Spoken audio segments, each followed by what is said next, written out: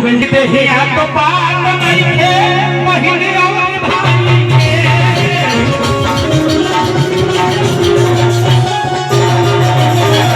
के हिया तो बात नहीं है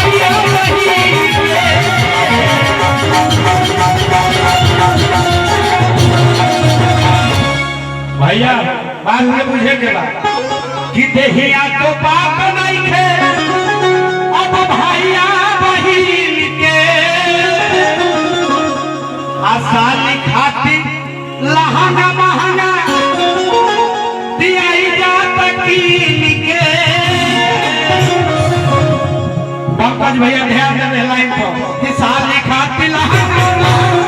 दियाई जात कीन के।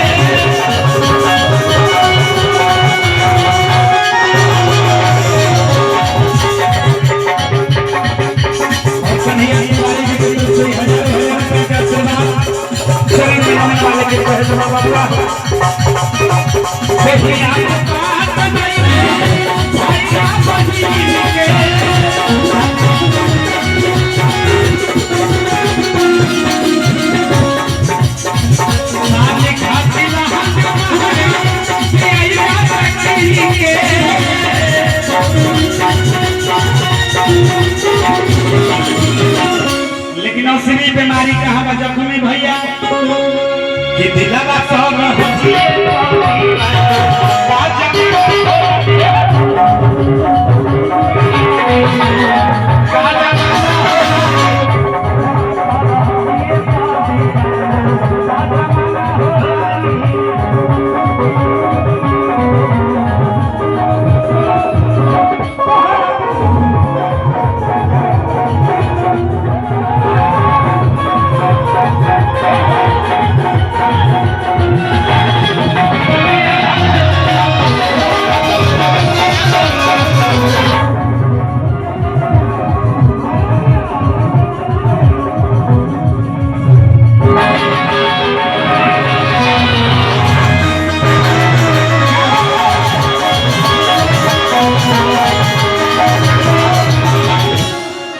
फिर से आदरणीय कन्हैया तिवारी जी की तरफ से देखावत बालो चीज मोए अंदर के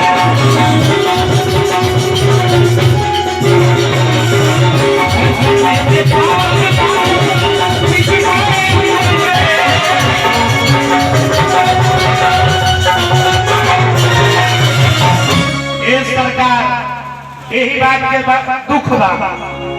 कि लोग बिगड़ी बोल पड़े गीतकार गायकन के दोस्त दिया जाता है। अर्जुन भैया गीतकार गायक के तन को दोस्त लिखे जो देखा था वह गावत है भैया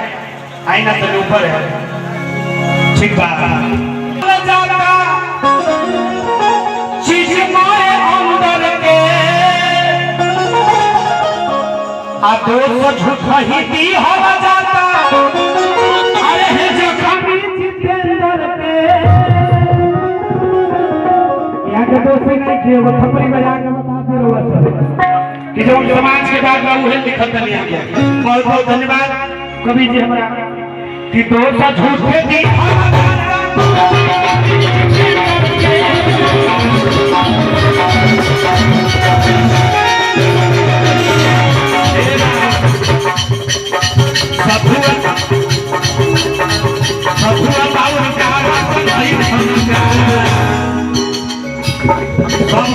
भैया ध्यान रखोगा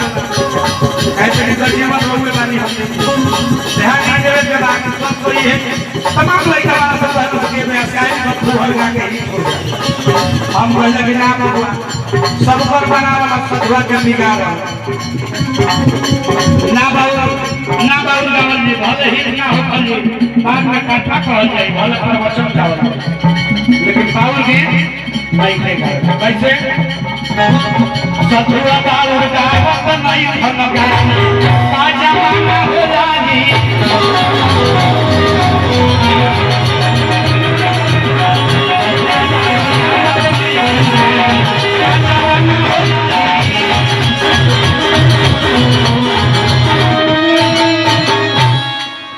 हमें हरी के चलो तो चलाना बहुत बहुत धन्यवाद।